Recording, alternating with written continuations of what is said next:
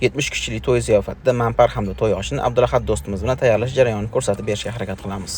Ishimizni osh zirvigini tayyorlashdan boshlaymiz. Oshda el xizmatidagi ko'pchilik taniydigan mohir oshpaz Abdulahad shaxsan o'zlari, manparda bo'lsa kamina xizmatda.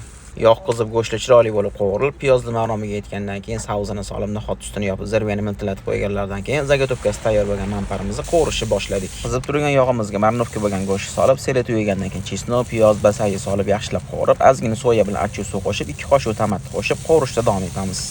Qovurish jarayonida iloji boricha balandroq olovda mahsulotlarni eziltirmasdan qovurish tavsiya qilinadi. Svetofor bolgarskiy, pomidor hamda yetarli miqdordagi ziravorlarni seldir qattiq tomonda qo'shib qovurishda davom etamiz.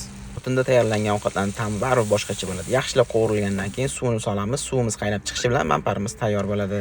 Manparimizni tuzlarini rostlab suzishga tayyor holatga keltirganimizdan keyin oshimizni ham guruchlarni sovordik. Guruchlarimiz chiroyli bo'lib parlanib turguncha manpar suzishga tayyorlaymiz. Manpar suzishimizdan oldin olib qo'ygan sabzavotlarimizni sovorsak, manparga o'zgacha maza beradi. Xamir solingan kosalarimizga yarim kosadan manpar solib, ozgina seldira yaprog'i bilan omlet solib mehmonlarimizga berib yubordik. Bu orada oshlarimiz dimlanib, suzishga tayyor holatga keldi. Mehmonlarimizga yarim kosadan suzib, xizmatimizni yakunladik. Sizlarga ham shunaqa xizmatlar kerak bo'lsa, bemalol aloqaga chiqishingiz mumkin. Xato va kamchiliklar uchun ma'zur tutasiz. Vaqtingizga rozi bo'ling. Assalomu alaykum.